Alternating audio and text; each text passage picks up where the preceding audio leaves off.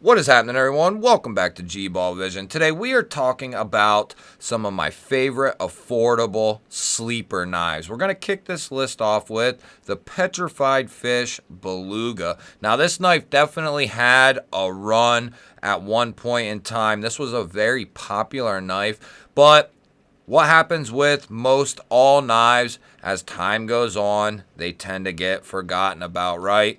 And this is a knife that doesn't get enough love, in my opinion, anymore these days. Now, these usually come in like right around 50 bucks, guys, and you are getting a lot of knife for your money here for 50 and under. They also make a mini version, but we'll get into that at a different point in time. This has a K110, Bowler K110 drop point blade. You have a nice fuller and front flipper for your deployment options, and you can really get on that front flipper.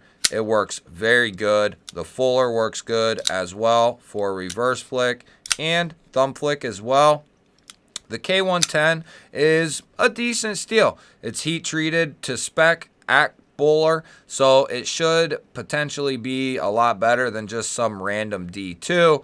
You have a nice coating on there, kind of like a black wash finish that will help with corrosion. You have micarta handles, nice tall and thick micarta handles, steel liners, micarta backspacer, a deep carry pocket clip, and it is recessed behind the liner along with recessed screws, and it will be reversible.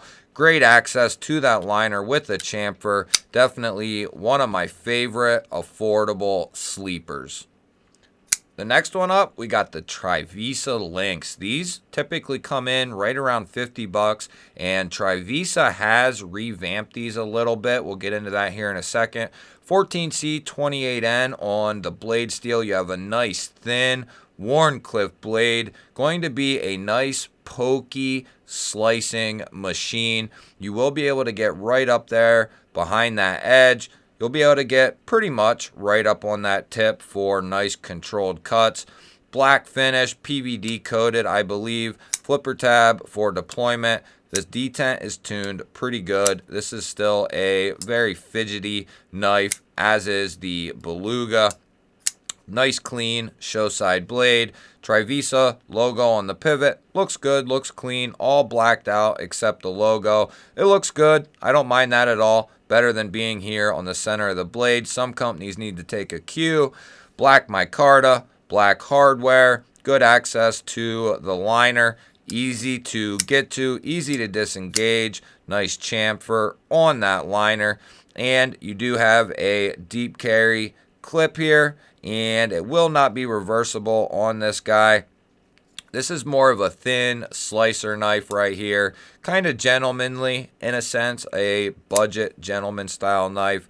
The deep carry clip does work good, but I believe they have revamped these to the point where they are deep carry and the clip is recessed as well as the screws. So that gives you a cleaner look and a little bit more access in there, but still plenty of access to get this in and out of pocket. Standard steel rollover clip, works good for under 50 bucks or right around that price point. 14C micarta, function. This is a good little gentleman style EDC knife that's definitely a sleeper. Next up, we're bumping up in price just a little bit. This is the Offgrid Knives Viper V2, and this is a little bit of a newer knife to me. The other two are definitely quite a bit older. I've had them for a long time, but this is a knife that is definitely a sleeper. I have seen, after buying this, I have seen a few channels review an off-grid knife recently. Now, it wasn't this one in particular, but up until that point, it had been weeks and weeks, if not months and months, since the last time I saw an off-grid knife on any YouTube channel or any YouTube video. And off-grid, in general, the company itself is a sleeper company, in my opinion. But this is definitely a sleeper knife right here. Comes in right around $100. 154 cm on the blade steel. Offgrid does a great job on their 154 and their D2. These are made in Taiwan. It's an American company who source their designs and so on to a company in Taiwan. So these are not Chinese made. It is an American company. They are an American family. They support different branches of military, DOD, EOD, Secret Service. They do a lot of different things. They're 2A, in the Pro 2A community. So Offgrid has really worked their way into my heart quickly. Tanto blade, nice, useful, low Tanto blade. Secondary edge is going to be nice and useful as well. This came razor sharp out of the box. G10 handle with some diamond texturing on it. You have a reversible clip and they have a filler tab in there. This is a nice clean looking knife. You have like a gray acid wash or stone washed on the blade. Deep carry clip. 3 screws, I don't mind that one bit. Still looks clean, and it just gives you that extra sense of security. I don't know why that would bother anyone. You either are going to keep the clip the way it is, where it is, or you're going to flip it, and that'll be it. So you'll either never deal with that, or maybe one time. Good access to that liner. Chamfer on the liner. Great detent. Great size. Great price tag. Great company. This is a sleeper company, and you don't hear much about them. I love this knife, and I will be getting more off-grid knives very soon. This next one up, we got the Kobby Atlas G10. Depending on when, where, all that stuff, these are usually like $60 or so. It just really depends. Definitely can get them on sale on Amazon and the Kobby website. Kobby does a fantastic job. They have a variety of steels, a variety of price points. They do a good job over there, and I'm excited to see what they have for us in 2024. They do a very, very good job. Their OEM work is fantastic. 14C 28N on the blade steel, sheep's foot blade. Very utilitarian. Now, if you're familiar with the full-size Atlas, the titanium one, that one is a little bit bigger than this guy, but this is still a pretty good size knife. You have a PVD black wash style finish on the blade, jimping up here on the top. You have a fuller that runs into a cutout as well as a flipper tab. Detent is tuned pretty good. Could be a little stronger on this guy, but that could be just my model, and it probably is. My guess is most of them are tuned very well. Kobby does a good job with their action department. They do a good job on most of their steels. They do a good job on their edges. They do a good job at giving you different price points. They have titanium knives with 14C, titanium, and S90. So they do all kinds of stuff over there. G10 handle, all blacked out hardware. Deep carry clip that will be reversible. They put it on the scale and recess the screws, which I'm completely fine with because they make most of their knives ambidextrous, and that is very nice for my lefty brothers out there. This is definitely a sleeper knife in my opinion. The titanium one still gets a lot of love, but this one I think gets overlooked often, and you're getting great materials, a great utility cutter. You'll be able to get right up on that tip, get right up behind that edge. This is going to be a fantastic EDC knife, great user, work knife. Love the Kobby Atlas in all its different versions. Here we have a knife that I have thoroughly testing out. I've been thoroughly testing this bad boy every which way that you can take a pocket knife. Here we have the Knife Robato. Yes, to get it out of the way, I do not like this on the front of the knife like that. Make it smaller, put it up here. Just do an emblem, but keep the knife out of it. I think that would look cleaner, better, smaller.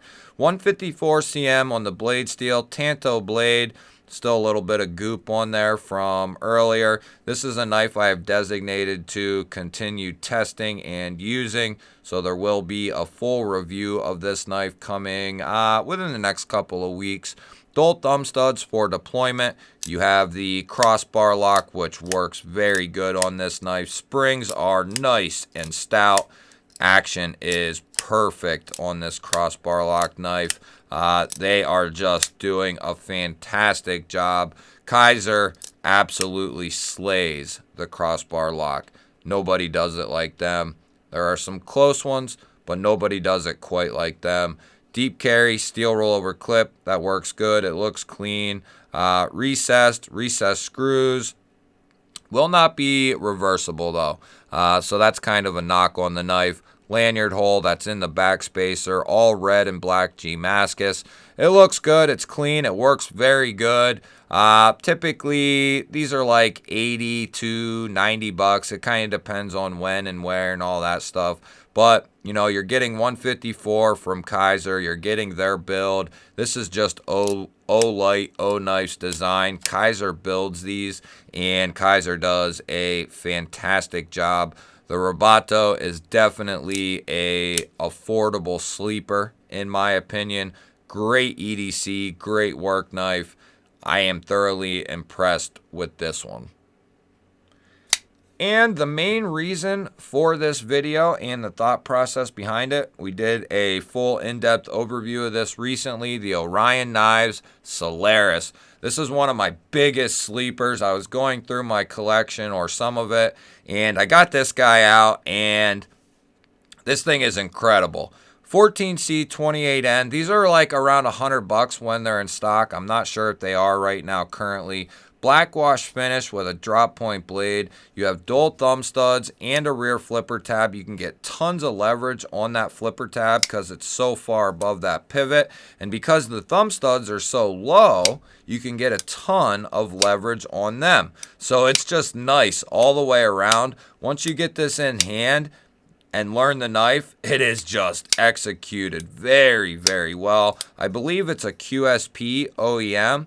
You have a aluminum pivot collar, all blacked out hardware, raindrop carbon fiber scales, green G10 backspacer that's ran up as far as it can possibly go due to that flipper tab, titanium milled pocket clip that will be reversible for our lefty brothers out there.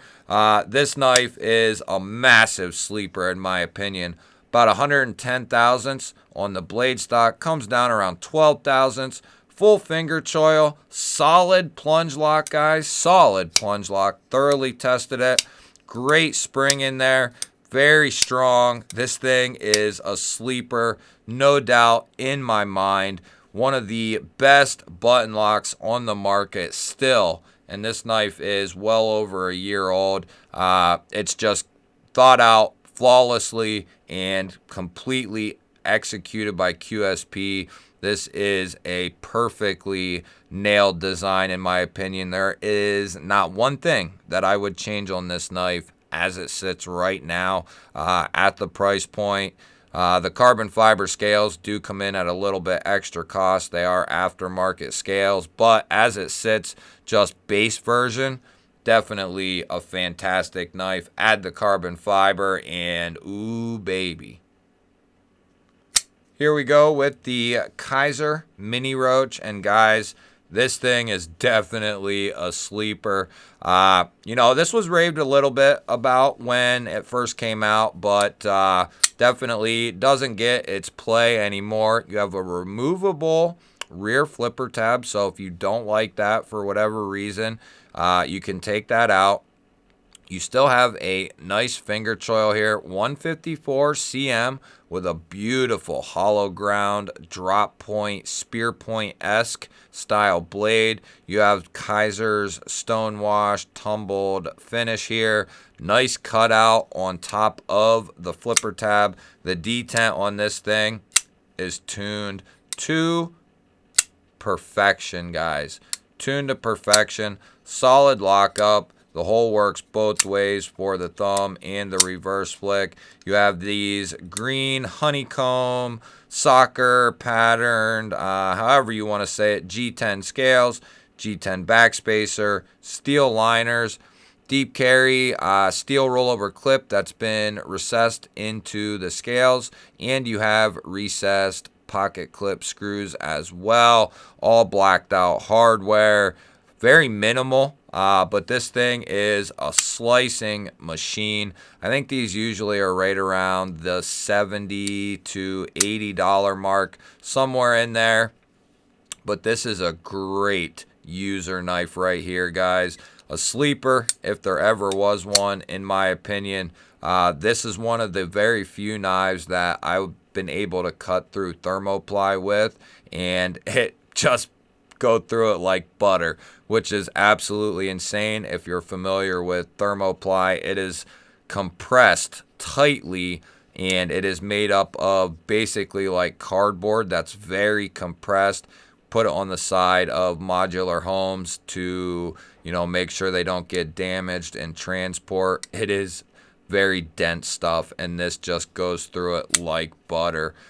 Kaiser absolutely nailed this design right here. The material choices are nice. I would have preferred their nice micarta on here, even for a few bucks more. I would have preferred some black or green micarta. I think they also did a all black version, but don't quote me on that. Good access to the liner.